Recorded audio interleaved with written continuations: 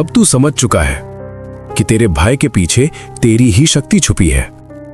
पर एक प्रश्न अभी भी बाकी है। तू उस शक्ति को अपनाता क्यों नहीं? तू खुद से ही पीछे क्यों हट जाता है? सुन, सबसे बड़ा डर दुनिया का नहीं होता। सबसे बड़ा डर होता है खुद के असली रूप का। तू डरता है कि अगर तू बदल गया तो, अगर तू सच में शक्तिशाली बन गया तो, अगर तू वो बन गया जो बनने की क्षमता तेरे भीतर है तो, क्योंकि उसके बाद तू पुरानी जिंदगी में वापस नहीं जा पाएगा। तू अपने ही बनाए हुए छोटे दायरे में सुरक्षित महसूस करता है, जहां दर्द है पर जाना पहचाना है, जहां तकलीफ है पर समझ में आती है। पर जो तेरी असली शक्ति है वो उस दायरे के बाहर है, और उसी अनजाने से तू डर रहा है। सुन ध्यान से, शक्ति का मतलब सिर्फ ताकत नहीं होता।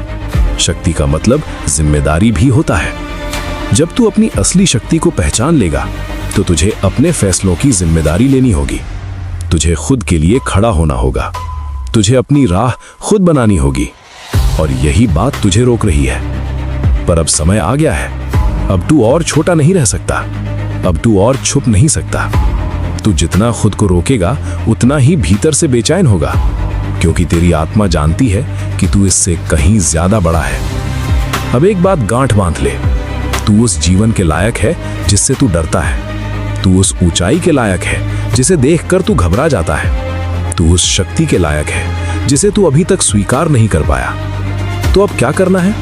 भागना नहीं है, छुपना नहीं है, खुद को छोटा नहीं रखना है। अब खुद को स्वीकार करना है, जैसा तू है वैसा, अपने डर के साथ, अपनी कमियों के साथ, अपनी शक्ति के साथ। जिस दिन तूने खुद को पूरी तरह स्वीकार कर लिया, उस दिन तुझे किसी और की मंजूरी की जरूरत नहीं पड़ेगी। तू खुद ही अपनी पहचान बन जाएगा।